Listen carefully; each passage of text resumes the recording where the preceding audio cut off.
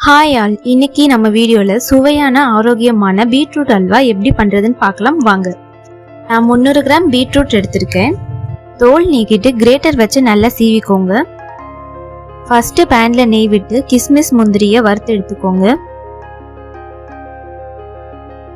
அதை ஒரு பிளேட்ல மாத்திட்டு நெக்ஸ்ட் இன்னும் கொஞ்சம் நெய் விட்டு சீவி வச்சிருந்த பீட்ரூட் இதில் ஆட் பண்ணி நல்லா வதக்கிக்கோங்க. அதில் உள்ள ஈரத்தன்மையெல்லாம் போனதுக்கு அப்புறம் பால் சேர்த்து நல்லா வேக வச்சுக்கோங்க. நார்மலாக காஃபி குடிக்கிற டம்ளரில் 1.5 டம்ளர் பால் இதில் ஆட் பண்ணியிருக்கேன்.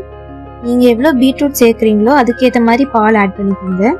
15லேருந்து 20 நிமிஷம் வரைக்கும் ஆகும் நல்லா வேகிறதுக்கு. நல்லா வெந்து பாலெல்லாம் கம்ப்ளீட்டாக ட்ரை ஆனதுக்கப்புறம் நம்ம வறுத்து வச்சுருந்த முந்திரி பருப்பை இதில் ஆட் பண்ணிக்கோங்க. நெக்ஸ்ட் அது கூட ஃப்ளேவருக்காக ஏலக்காய் சேர்த்துக்கோங்க. நெக்ஸ்ட் சுகர் ஆட் பண்ணிடலாம். நான் 1 டம்ளர் சுகர் ஆட் பண்ணியிருக்கேன்.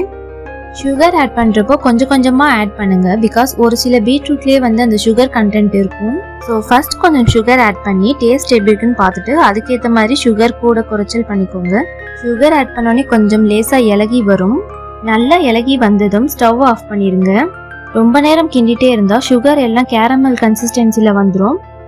ஆறுனதுக்கு அப்புறம் ரொம்ப இறுக்கமாகிடும், சாப்பிட்றதுக்கு அவ்வளோ நல்லா இருக்காது. ஸோ அதுக்கு முன்னாடியே இறக்கிருங்க. ஹீமோக்ளோபின் இருக்கிறவங்களுக்கு, சுகர் பேஷண்ட்டுக்கு, அப்புறம் குழந்தைங்களுக்கு ஈவினிங் ஸ்நாக்ஸ் கொடுக்கணும் அப்படின்னா சுகருக்கு பதிலாக நாட்டு சக்கரை ஆட் பண்ணிக்கோங்க. மருத்துவம் நிறைந்த இந்த பீட்ரூட் அல்வாவை ட்ரை பண்ணி பார்த்துட்டு கமெண்ட் பண்ணுங்க. பாய்.